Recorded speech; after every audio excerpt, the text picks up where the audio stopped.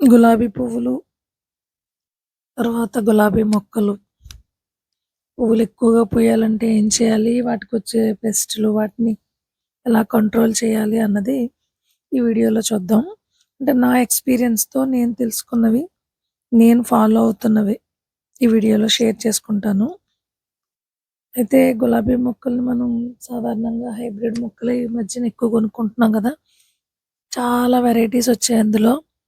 అయితే నాటు గులాబీ మొక్కలు మాత్రమే ఇయర్స్ టుగెదర్ ఉంటాయి. అంటే కొన్ని సంవత్సరాల పాటు ఉంటాయి మొక్కలు. హైబ్రిడ్ అయితే అంత ఎక్కువ లైఫ్ ఉండదని నా ఒపీనియన్. ఏవో చాలా రేర్‌గా ఉంటాయి. మా ఇంట్లో ఒక ఆరెంజ్ కలర్ ప్లాంట్ ఉండేది. అదైతే చాలా సంవత్సరాలు ఉందన్నమాట. సో, ఇవేమవుతాయంటే కొన్ని రోజులకి పెస్ట్ రావడమో, లేకపోతే పూలు పూయడం ఆగిపోవడం ఇలాంటివన్నీ జరుగుతాయి. అయితే మా గార్డెన్‌లో ఉన్న ప్లాంట్స్‌కి ఏమైందంటే చాలా చక్కగా పూలు పూస్తూ ఉండగా సడెన్‌గా ఆకులన్నీ యెల్లో కలర్‌లో అయిపోవడం, ముడుచుకుపోవడం అంటే ఫోల్డ్ అయిపోవడం లీవ్స్. నెక్స్ట్ ఆ మొగ్గలు బడ్స్ అన్నీ కూడా బ్లాక్ కలర్ అలా రావడం ఇవన్నీ. యాక్చువల్‌గా వింటర్ సీజన్‌లో ఫ్లవరింగ్ చాలా ఎక్కువగా ఉంటది కదా! ఈ కాశ్మీరీ రోజ్ అయితే నార్మల్‌గానే చాలా ఎక్కువ పూలు పూస్తున్నాయి. అయితే రిమైనింగ్ ప్లాంట్స్ కూడా అంతే అలానే పూస్తున్నాయి గానీ, సడెన్‌గా అంటే బంచెస్‌లా వచ్చే ప్లాంట్స్ ఎందుకనో మరి అలా అయినాయి. సో, నేను అబ్జర్వ్ చేసిందేంటంటే ఓవర్ వాటరింగ్. నెక్స్ట్ అంటే వింటర్ కదండీ! పైనంతా ఎండిపోయినట్టు ఉంటది కదా! సో, వాటర్ తక్కువగా ఉందని చెప్పి వాటర్ ఇవ్వడం. నెక్స్ట్ ఇప్పుడు మంచు కురుస్తూ ఉంటుంది కదండీ! ఆ టైంలో పర్టిక్యులర్‌గా రోజ్ ప్లాంట్స్‌కి మనం వాటరింగ్ చేసేటప్పుడు ప్లాంట్స్ పైనుంచి స్ప్రింకిల్ అయ్యేలా చేయకూడదు వింటర్‌లో. మళ్ళీ మందార మొక్కలకి వాటికి పైనుంచి స్ప్రింకిల్ అయ్యేలానే వేయాలి వాటర్. స్ప్రే చేయాలన్నమాట. అదే నేను తెలుసుకున్నది. ఎందుకనంటే ఫంగస్ అనేది ప్లాంట్స్‌కి బాగా యాడ్ అవుతది తడి వల్ల. ఈ వెట్ కండిషన్ ఎక్కువగా ఉండడం వల్ల. ఇది రోజ్ ప్లాంట్‌కొచ్చిన సీడ్ ఇంతకు ముందు గూడా వచ్చింది. మళ్ళీ నేను దాన్ని అబ్జర్వ్ చేసేలోపు అది డ్రై అయిపోయి కింద పడిపోవడం గూడా అయింది. సో, అందుకని దీనికి ఇలా కవర్ పెట్టాను. అయితే ఇందులో 2 సీడ్స్ వచ్చాయి. ఆ 2 సీడ్స్‌ని నేను వేరే ఒక చిన్న పాట్‌లో పెట్టాను అసలు చూద్దామని. ఈ ప్లాంట్ ఏంటంటే బంచెస్‌లా రోజెస్ వచ్చాయన్నమాట.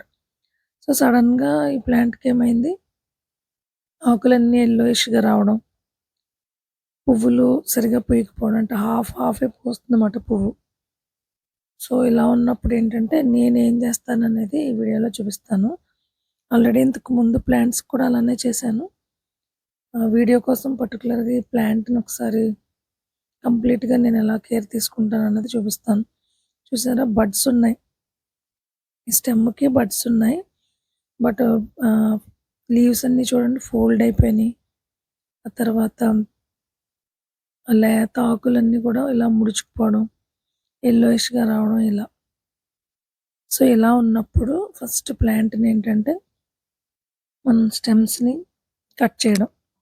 ప్లాంట్‌ని షార్ట్‌గా చేసుకోవాలి. స్టెమ్స్ అన్నీ కట్ చేసేయాలి. ఆ తర్వాత ఉన్న స్టెమ్స్‌కి యెల్లో లీవ్స్ ఉంటే వాటిని కూడా తీసేయాలి.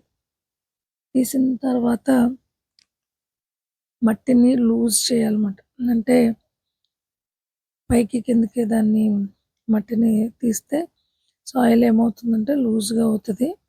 సో, అలా మట్టిని పైకి కిందకి తీసి పై ఉన్న లేయర్ అంతా కూడా కిందకి తీసేయాలి. మీరేం చేస్తారంటే రోజ్ ప్లాంట్‌ని ఎప్పుడైనా మనం ఇలా స్టెమ్స్ అవి కట్ చేసేటప్పుడు గ్లౌజెస్ వేసుకోండి మాక్సిమం. దీనికి ముళ్ళు తక్కువ ఉన్నాయని చెప్పి నేను గ్లౌజ్ వేసుకోలేదు. లేదంటే గులాబీ చెట్టుకి వర్క్ చేసేటప్పుడు కంపల్సరీ గ్లౌజెస్ వేసుకోవాలి. ఇది నేను ఎందుకు చెప్తున్నాననంటే మన నాటు గులాబీకున్న ముళ్ళుకి, హైబ్రిడ్ గులాబీలకున్న ముళ్ళుకి డిఫరెన్స్ మీరెప్పుడైనా అబ్జర్వ్ చేసి చూడండి. అవి చాలా షార్ప్‌గా, స్ట్రెయిట్‌గా ఉంటది ముల్లు హైబ్రిడ్ మొక్కలది. అదే నాటు గులాబీలకైతే కొంచెం కిందకి వంగి ఉంటది ఆ ముల్లు. సరే ఎప్పుడైనా మీకు కుదిరితే దాన్ని అబ్జర్వ్ చేసి చూడండి. అదేమవుతదంటే మన నాటు గులాబీ ముల్లు జస్ట్ ఇలా చీరుకున్నట్టే అవుతది. అదే హైబ్రిడ్‌దయితే గుచ్చుకొని విరిగిపోద్దన్నమాట ముల్లు. మా ఫ్రెండ్‌కి అలానే జరిగింది. ఈ ఇండెక్స్ ఫింగర్‌కి అది గుచ్చుకుపోయి విరిగిపోయిందన్నమాట అది. ఆ చిన్నదే లోపల ఉండిపోవడం వల్ల చాలా డేంజర్ అయింది తనకి. సో, తనే నాకు చెప్పింది అలా చేసేటప్పుడు చూడని నేను డెఫినిట్‌గా గ్లౌజెసే వేసుకుంటాను. ఇవి తర్వాత డ్రాగన్ ఫ్రూట్ ప్లాంట్స్ చేసేటప్పుడు కంపల్సరీ గ్లౌజెస్ వేసుకోవడానికే ట్రై చేయండి. మనం ఎంత కేర్ తీసుకొని చేసినా గూడా ఏదో ఒక చోట అది మనకి గుచ్చుకుంటూనే ఉంటాయి. సో, ఇలా ఏంటంటే పైనున్న లేయర్ అంతా తీసేయాలి కిందకి. ఆ పైనున్న మట్టిని. సో, ఇలా గుల్లగా చేయడం వల్ల ఏంటంటే ఎయిర్ ఫ్లో అనేది బావుంటదన్నమాట ప్లాంట్‌కి. అంటే వింటర్ సీజన్‌లో మట్టి బిగుసుకుపోయినట్టు అవుతది గదా! సో, అందుకని. లూజ్‌గా ఉంటేనే రూట్స్ అవి కరెక్ట్‌గా ఉంటాయి. లేదు అనంటే వాటరు దాంట్లో స్టోరేజ్ అయిపోయి వేర్లు కుళ్ళిపోయే ఛాన్స్ ఉందన్నమాట. అలా కూడా మొక్క చనిపోద్ది. అంటే డ్యామేజ్ చిన్న చిన్నగానే అవుతది. మనం అబ్జర్వ్ చేసే లోపే మొక్క మొత్తం పోద్ది. అందుకని ఏంటంటే మనం ఇలా లూజ్ చేయడం. ఇలా చేసి ఈ పైనున్న లేయర్ అంతా తీసేసి మనం దీనికి కొద్దిగా పోషకాలు ఇవి నేనైతే అన్నీ ఇంట్లో తయారు చేసుకున్నవే గాబట్టి నాకేమంత డేంజర్ ఉండదు కొంచెం ఎక్కువైనా. అలా కాకుండా ఆర్గానిక్ ఫెర్టిలైజర్ కాకుండా బయట ఎన్‌పీకే, డీఏపీ ఇలాంటివి తీసుకున్నప్పుడు మాత్రం కొంచెం కేర్ తీసుకునే చేయాలి. ఎందుకంటే అవి చాలా పవర్‌ఫుల్‌గా ఉంటాయి గాబట్టి మొక్క తట్టుకుంటుందా లేదా అన్నది చూసి చేయాలి. నేనిచ్చే పోషకాలు గూడా మరీ మొక్క మొదల్లో వేయకుండా నేనిలా చివర్లోనే వేస్తాను. కుండీ అంచులు వెంబడి వేసుకుంటూ వెళ్తాను. నేనేంటంటే నాకు రీసెంట్‌గా పూల మొక్కనొకటి, తర్వాత సోయా ఉంటాయి గదా! అది. ఇవన్నీ అవి మీల్ మేకర్. ఇవన్నీ కొంచెం నిలవుండిపోతే వాటన్నింటిని పౌడర్ చేసుకున్నాను నేను. అలానే శనగపప్పు, తర్వాత వేరుశనగ గుళ్ళు ఇలాంటివి పౌడర్ చేసుకున్నాననమాట. వేరుశనగల పైన తొక్కలుంటాయి గదా! అవి ఎండబెట్టి ఇవన్నీ నేను పౌడర్ చేసుకున్నాను. తర్వాతేంటంటే బొగ్గులు. బొగ్గులు కూడా కొంచెం పౌడర్‌లా చేసుకున్నానవి. వాటన్నింటిని మిక్స్ చేసి నేను ఎప్సమ్ సాల్ట్, తర్వాత ఈ కోలు, నేను చేసుకున్న పౌడరు ఇవన్నీ.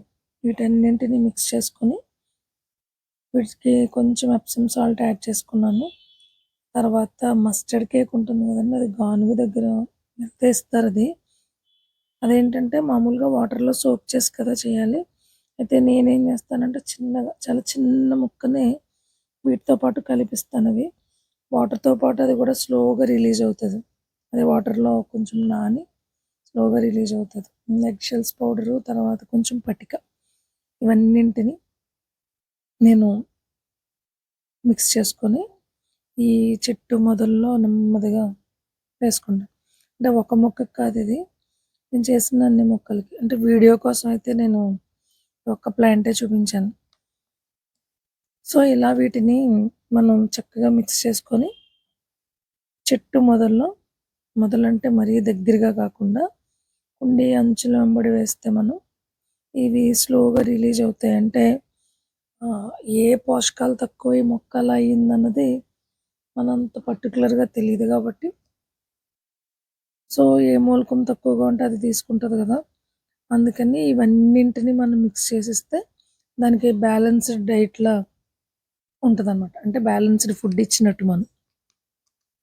మరి పువ్వులు ఎక్కువగా రావాలి, చెట్టు చాలా అందంగా కనిపించాలంటే తప్పదు మరి. కొంచెం దాని మీద శ్రద్ధ పెట్టాల్సిందే. సో, అలా దీనికేంటంటే ఇలా చుట్టూ వేసుకొని, తర్వాత ఫైనల్‌గా మనం కిచెన్ వేస్ట్‌తో చేసుకున్న కంపోస్ట్ ఏదైతే ఉందో, దాన్ని దీని పైన ఇలా కవర్ చేసుకోవడమే. కొంచెం టైం పడతది. అయినా ఓపికగా చేసుకుంటేనే కదా మనకి ఫ్లవర్స్ అనేవి వస్తాయి. సో, అందుకని. నేను ఈ స్టెమ్ ఒక్కటి ఎందుకు ఉంచుకున్నానంటే, దానికి రిమైనింగ్ వాటికి డిఫరెన్స్ తెలియాలి గదా!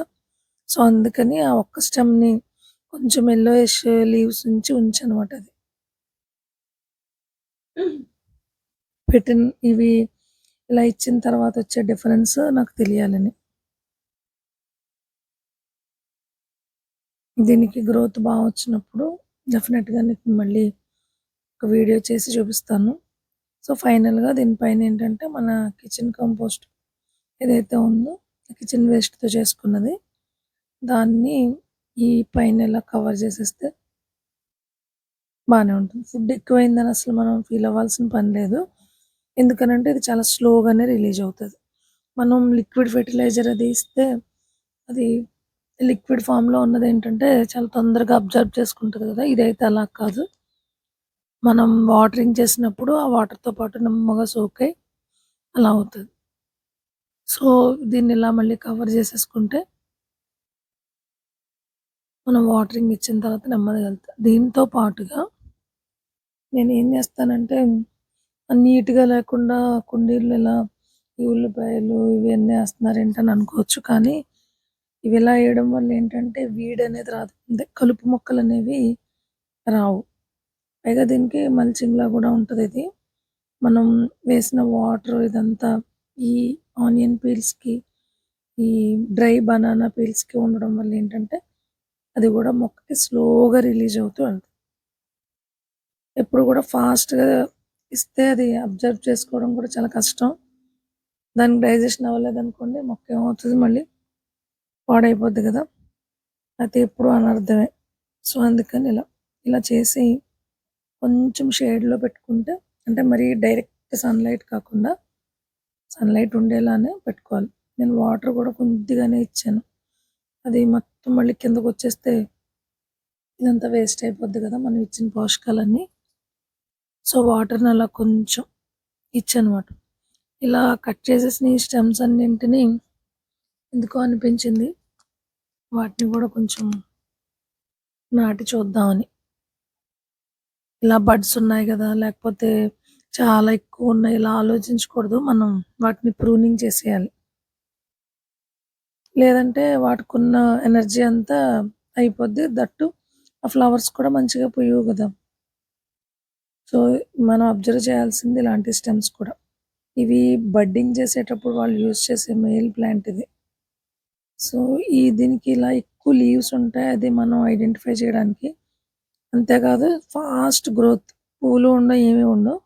ఇది మాత్రం ఇలా ఫాస్ట్‌గా గ్రోత్ అయిపోద్దిది. సో, దీన్ని ఒకదాన్ని అబ్జర్వ్ చేసుకోవాలి మనం. 7 లేదంటే 8 ఇలా లీవ్స్ ఉంటాయి దానికి. నార్మల్‌గా మన ప్లాంట్‌కి అన్ని లీవ్స్ ఉండవు.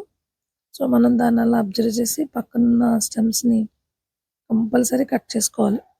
లేదు అలా కట్ చేయలేదు అనంటే మనకి ఫ్లవర్స్ ఇచ్చే ఈ స్టెమ్స్‌కున్న ఎనర్జీ అంతా అదే తీసేసుకుంటది. నేను చెప్పాను గదా! చూసారా? ఇవి స్ట్రెయిట్‌గా ఉన్నాయి ముల్లులు. ఇది హైబ్రిడ్ మొక్కవి. గుచ్చుకుంటే నిజంగానే చాలా డేంజర్ అండి ఇది. లోపల విరిగిపోద్ది ముల్లు. అందుకని ఏంటంటే డెఫినిట్‌గా గ్లౌజెస్ ఏసుకొనే చేయండి ముల్లున్నప్పుడు.